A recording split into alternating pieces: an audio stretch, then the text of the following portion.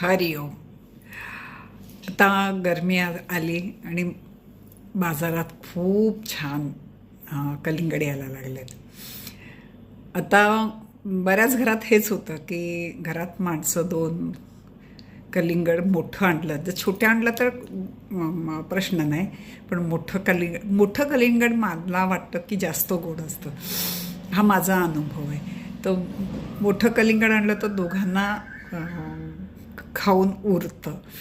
आणि खरंच सांगू, इथे मला यूट्यूबने खूप मदत केली. मी पांढऱ्या सालाची भाजी पण बनवायची. पांढरं जे सालपट असतं बाहेरचं हिरवं काढून फक्त पांढऱ्या सालाची भाजी करायची.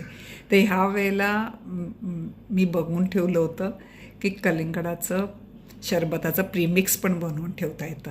म्हणजे आपण मधला भाग जो आहे अतिशय गोड असतो तो खायचा, थोडासा बाजूचा जो जरा कमी गोड असलेला लाल,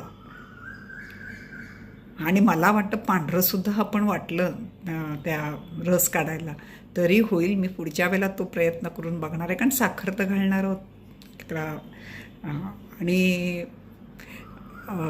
तर माझं एका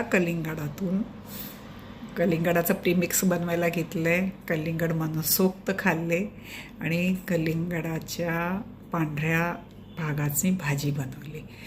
आणि तुम्ही म्हणाल त्या हिरव्या भागाचं काय केलं? मग मी खाणार तर माझ्या झाडांना उपाशी ठेवणार का?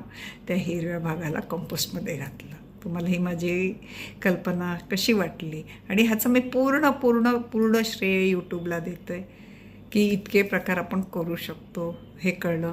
मला काय त्रुटीफुटीमध्ये तेवढा मला आवड नाही आहे त्रुटीफुटीची, कारण मी एवढं केक वगैरे बनवत नाही. त्यामुळे मला त्याची सरळ भाजी करणं बरं झालं.